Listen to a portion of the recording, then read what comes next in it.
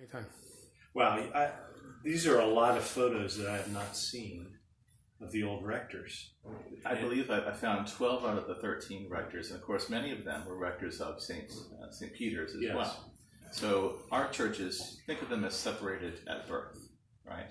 So they both came from the same approximate time period.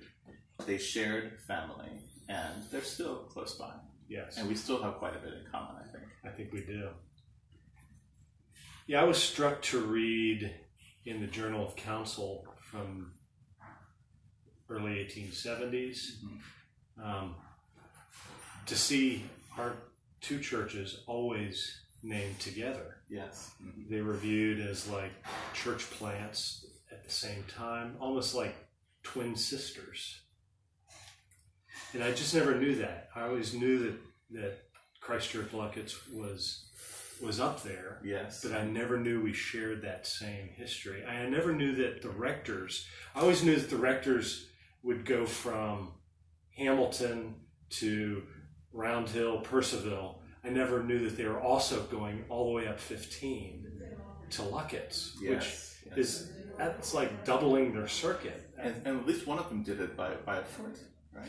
I think Tufik Hariri yes. was wary of horses and automobiles yes. in the 1920s. Richard, have you come across any evidence of when Luckett's and the Loudon Valley churches became independent of each other in clergy? So when was the last priest that we shared?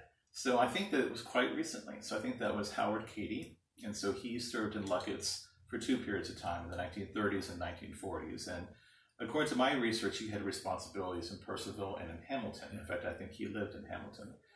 Christ Church Luckett's closed in 1956 and remained closed until 1988. Really? There was no vicar during that time, of course.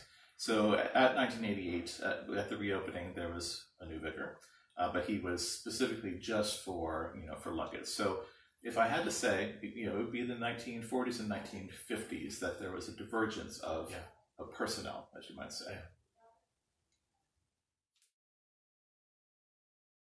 Thank you for watching, and please tune in tomorrow for our next episode of St. Peter's 150.